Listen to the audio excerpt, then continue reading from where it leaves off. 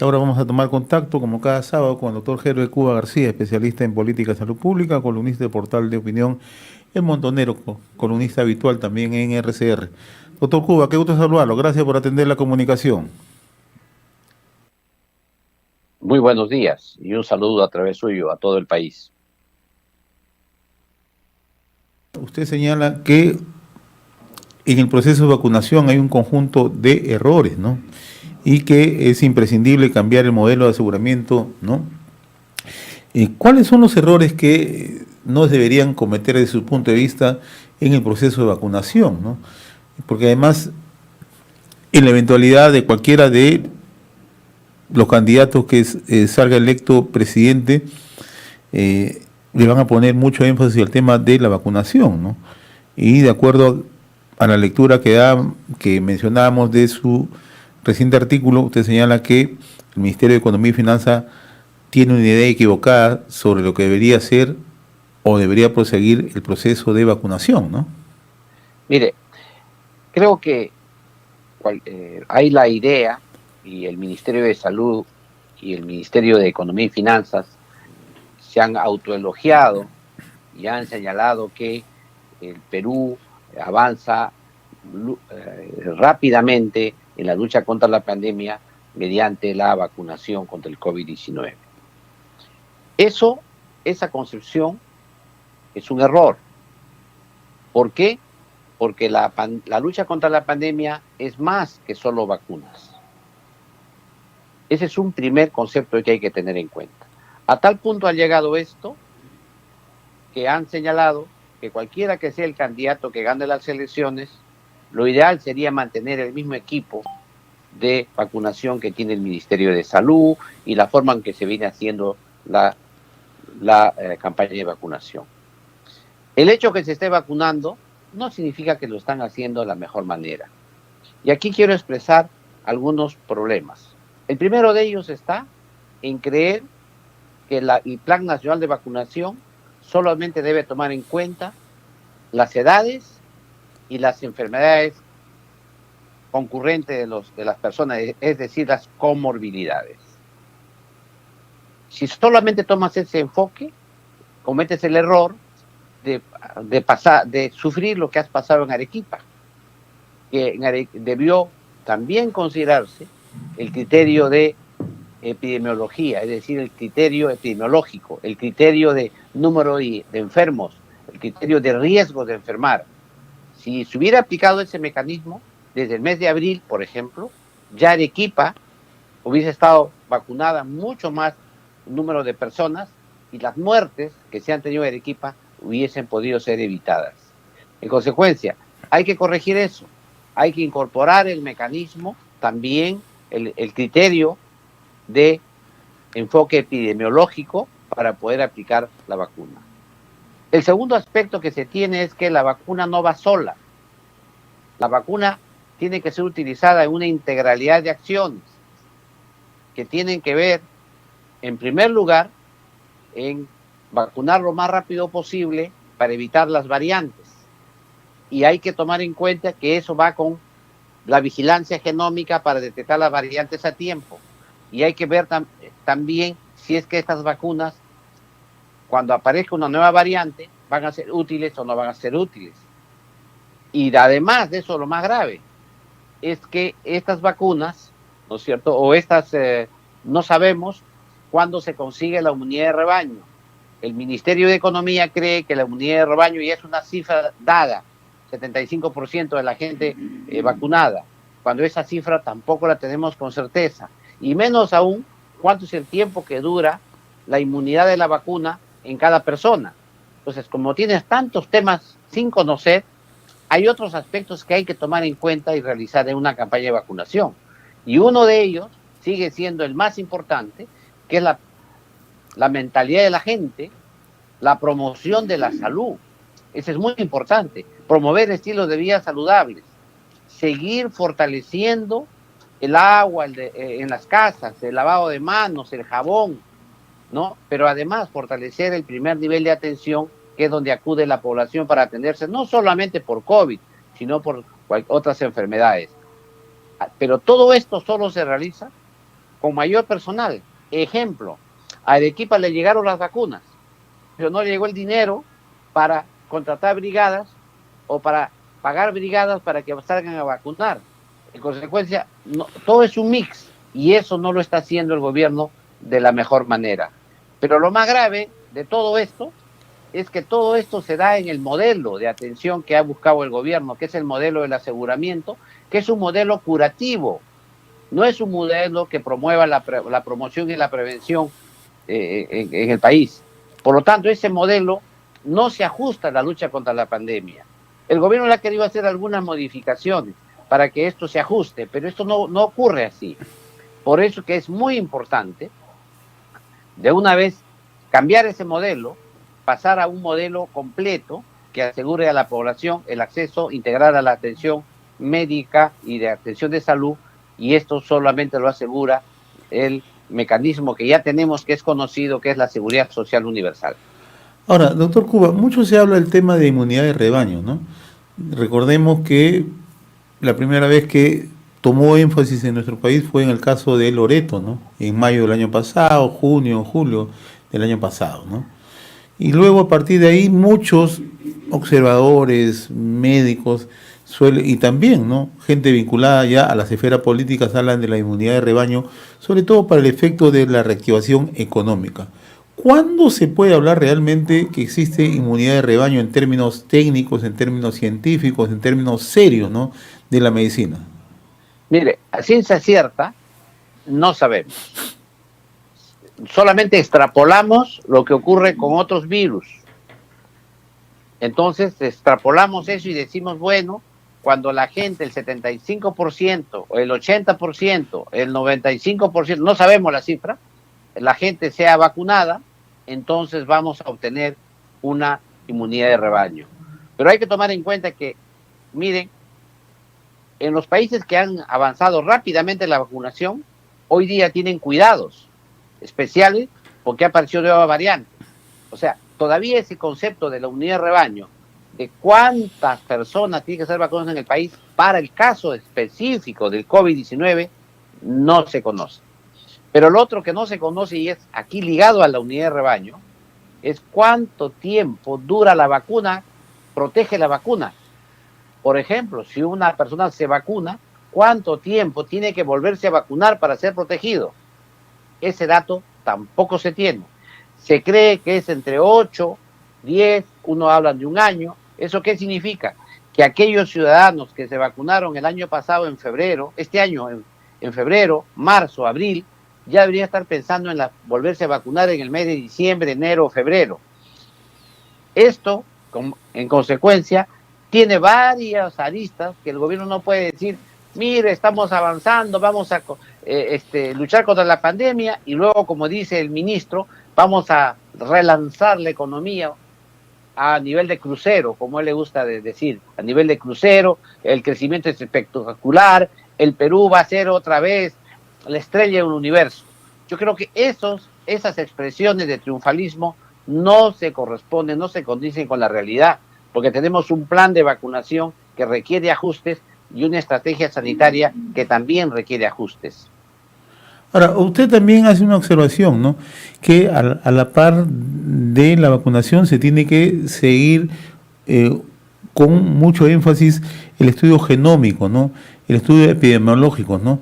¿Esto se ha descuidado en el país? ¿Por qué no se hace? Lo que pasa es que nuestro nivel de desarrollo tecnológico no ha permitido aumentar la capacidad de hacer este tipo de pruebas. Esto demora porque se hacen de poco a poco y esto debería haberse incrementado. El sector privado, las universidades, por ejemplo, podían participar, pero eso requería pues transferencias financieras desde el Estado a estas universidades o también fortalecer la que se tiene en el sector público, pero eso no ha ocurrido y en consecuencia lo que hay es mayor énfasis de las propias instituciones en estas actividades, pero es muy importante el tema de la vigilancia genómica. Eso nos permitiría conocer con mayor precisión cuál es la expansión, por ejemplo, de las variantes. En el caso de la variante Delta descubierta en Arequipa, en 2 casos relacionados porque son familia, ha generado una enorme alarma en el sur, a tal punto que en modo tardío el gobierno comenzó a señalar una serie de actividades en Arequipa para evitar que esa variante se expanda en todo el Perú. Pero eso no significa que la variante no se deba buscar en Lima o no se deba buscar en el norte o en el oriente. Es importante entonces esa actividad de la vigilancia genómica. Ahora, usted ha tocado el tema de Arequipa y es un tema muy central, ¿no? Y hemos visto ya que el gobierno, hace 2 días, la presidenta del Consejo de Ministros, el ministro de Salud, han anunciado un conjunto de medidas. Y una de estas medidas es la suspensión de los servicios de transporte, ¿no?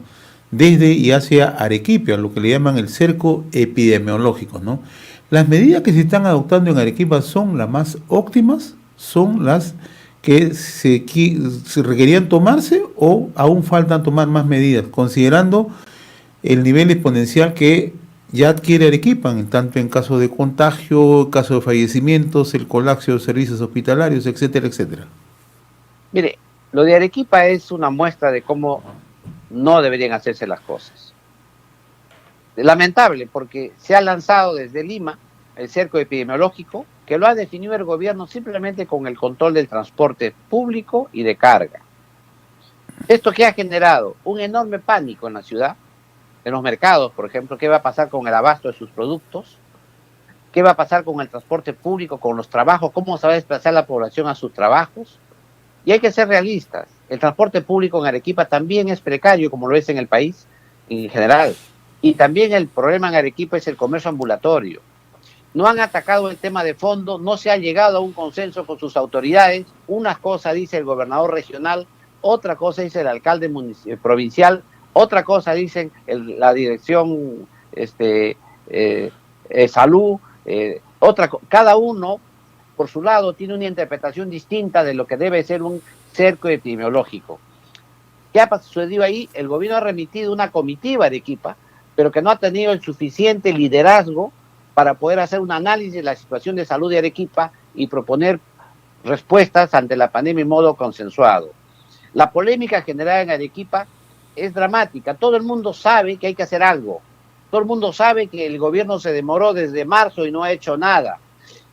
Todo el mundo sabe que si no se toman medidas directas para evitar que la gente se siga juntando, va a haber mayores contagios. Pero no tiene una respuesta uniforme porque los diversos actores que hay en Arequipa no llevan una contraparte de liderazgo del gobierno nacional. Y lo más grave, que dan medidas que no tienen contraparte económica y financiera. Ejemplo, les han dejado vacunas, necesitaban vacunar, avanzar con la vacunación a la población por el tema del criterio epidemiológico que yo le hablaba, que recién lo han tomado en cuenta. Entonces, deberían llevar dinero también para poder contratar brigadas. Les han dado dinero, pero no la cantidad suficiente para apurar la vacunación. Aquí yo creo que hay una falta de análisis de la realidad de Arequipa, con un agravante. Mire usted, Arequipa es una región que tiene sierra y costa, pero por la costa pasa toda la Panamericana y el transporte hacia Tacna y Moquegua, y ahí están las provincias de Carabalí, las provincias de Tacna, perdón, la provincia de Carabalí y la provincia de Camaná, que también están en nivel alto, es decir, por ahí no van a pasar ni un medio de transporte. La pregunta es, ¿qué hacemos con Tacna y con Moquegua? ¿No van a recibir transporte a esas localidades? ¿Qué vamos a hacer con la gente que va a Tacna y Moquegua? ¿Solamente van a irse en avión? ¿No van a poder hacer el transporte público? ¿Qué va a hacer con el abastecimiento que tiene esas zonas hacia la región Arequipa? No nos vemos que Camaná es una zona agrícola importante, Carabalí igual. ¿Cómo hacen para llevar la zona de transporte hacia Arequipa? Yo creo que esas medidas no han sido adecuadamente consensuadas, conversadas, y mucho me temo que estas restricciones sean más que todo un tema mediático, un saludo a la bandera, y no tengan el impacto que se quiere en la población de arequipeña. Ahora, otra cosa que no se puede perder de vista en Arequipa es el liderazgo, ¿no? Porque el gobierno anuncia estas medidas hace 2 días, cerco epidemiológico, otras medidas complementarias. Inmediatamente el gobernador regional dice que no le han consultado y que todo se define desde Lima. Hemos escuchado al gerente regional de salud, Geresa Arequipa, al doctor Nova, también decir que en ningún momento ellos han sido consultados. Es más, ayer hubo una reunión entre el gerente regional de salud y el ministro de salud, ¿no? ¿Por qué le planteo este tema al liderazgo? No es nuevo en Arequipa. Recordemos que cuando también era ministra la doctora Macetti, también hubo esta confrontación. ¿Por qué no se ha logrado generar un comando que verdaderamente tenga una perspectiva de lo que realmente ocurre en Arequipa? Es el modelo de atención médica y de salud que tiene el país. El modelo de aseguramiento lo que hace es segmenta las atenciones y piensan que con el dinero pueden comprar servicios a los otros, y en pandemia eso no ocurre. Esa ideología que tiene el ministro de Salud actual, esa ideología de la atención de compra-venta, del mercantilismo en la salud, es lo que lleva a lo que ocurre en Arequipa. Lo que tiene que ocurrir en Arequipa es un verdadero liderazgo dentro del Sistema Nacional de Salud, y tiene que pensarse cómo el gobernador regional de Arequipa, liderando la lucha contra la pandemia, pero con el acompañamiento de los 3 niveles de gobierno, es decir, el gobierno nacional, el gobernador regional y los alcaldes distritales y provinciales. Eso en Arequipa está roto. Por otro lado, salud está por su lado. Eso también tiene que incorporarse. Las sanidades de la Policía Nacional y las 3 sanidades militares también tienen que incorporarse. Los municipios también tienen salud y que tienen que incorporarse. Todo eso está desarticulado. El gobierno cree que porque pone plata se va a comprar servicios, se va a hacer compra-venta de servicios, y estamos en pandemia. Eso no ocurre. Esa es una ideología totalmente equivocada, y por eso decía que el modelo Arequipa es bien complicado. Inclusive creen que es problema de personas. Por ahí escuchaba algunos comentarios, bueno, así son los arequipeños, pues se pelean entre ellos, que no se pueden poner de acuerdo. Es que es muy complicado ponerse de acuerdo cuando tú no manejas los presupuestos. El gerente regional de salud de Arequipa depende de Lima, maneja el presupuesto Lima. El director de sanidad policial maneja su presupuesto Lima. El director de la sanidad militar maneja su presupuesto Lima. El director de el MINSA de Arequipa depende de las transferencias que le haga el Ministerio de Economía y Finanzas. En consecuencia, ¿cómo se ponen de acuerdo si ellos no discuten el dinero que se tiene que manejar para su propia región? Eso es lo que sucede. Al final, el sistema está roto, está fracturado, como lo he señalado. Es un sistema fracturado, segmentado, y no es adecuado para luchar contra la pandemia. Ahora, interesante lo que usted, el análisis que hace usted de Arequipa, que bien puede valer para otros puntos del país, ¿no? Esta desarticulación. Si están desarticulados, entonces la data que se puede obtener, la información que se puede obtener, ¿es insuficiente o no es real? ¿Se pueden dar esos casos? Mire, uno de los problemas que hemos visto cuando se ha calculado el número de fallecidos era hasta que había 4 grandes fuentes de información. Por un lado, se exigía que aquellas personas que hacen pruebas moleculares informen directamente al Instituto Nacional de Salud. Por otro lado, aquellos que decían los muertos tenían que notificar el sistema que tiene SINADEF, que es con la RENIEC y con el MINSA. Lo otro es que tenían que llenar una notita que se llama NotiSalud, que deben informar a la epidemiología del MINSA. Y lo otro, que había solamente una para pruebas, para las demás pruebas que no eran las moleculares, para las pruebas rápidas.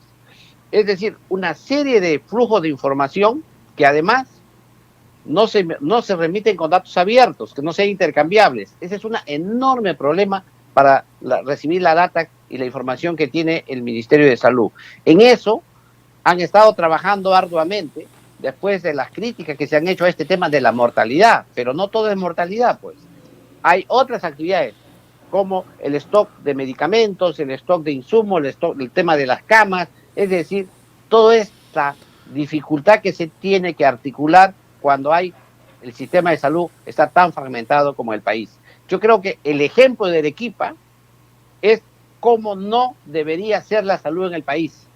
Ojo, una región pujante, una región que tiene enormes recursos, sin embargo, es una forma en cómo no se debería gestionar la salud en el país, y ahí se demuestra claramente cómo el modelo del aseguramiento mercantilista ha fracasado y debe avanzarse a un nuevo modelo de salud que pueda concertar a todos en un solo sistema y además se avance hacia la seguridad social universal. Bien, en realidad interesante la reflexión que usted hace, tomando en consideración el caso de Arequipa, pero que bien puede ser trasladado o extrapolado a otros puntos del país, ¿no?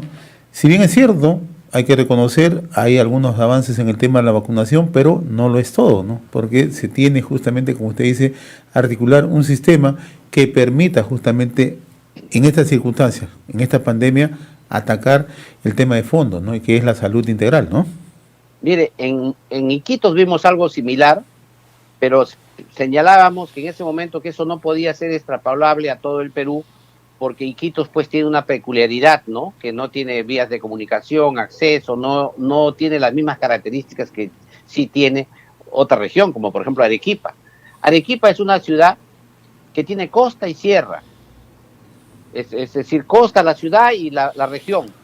Y ahí nos permite a nosotros observar con detalle cómo se comporta la lucha contra la pandemia. Y hay que tomar en cuenta que los retrasos que se tienen, y aquí hay que señalar que han denunciado, el Colegio Médico de Arequipa, por ejemplo, en reiteradas oportunidades denunciaba la grave situación que había en Arequipa y exigía que el gobierno intervenga. Sin embargo, no ha ocurrido eso. ¿Cuándo ha ocurrido? Cuando apareció la variante Delta, que inmediatamente se asustaron y dijeron vamos a intervenir. Y cuando han querido intervenir, se han dado cuenta que sus intervenciones son totalmente ineficaces. Y hay que señalar que esta es la segunda vez que se interviene en Arequipa. La primera vez ya se intervino con el expresidente Vizcarra. Esta es la segunda vez. Y esperamos ahora sí que corrijan. El artículo que he escrito tiene el afán de corrección. Es decir, hay cosas que se tienen que corregir y que no podemos esperar que el próximo gobierno llegue y siga haciendo lo mismo. Si el próximo gobierno que llega va a seguir haciendo lo mismo de lo que viene haciendo este gobierno, el fracaso en salud está cantada. Doctor Gerber Cuba, como cada sábado yo le agradezco la amabilidad de haber compartido esta comunicación con RCR, Red de Comunicación Regional. Ha sido un gusto conversar con usted como siempre, muy amable.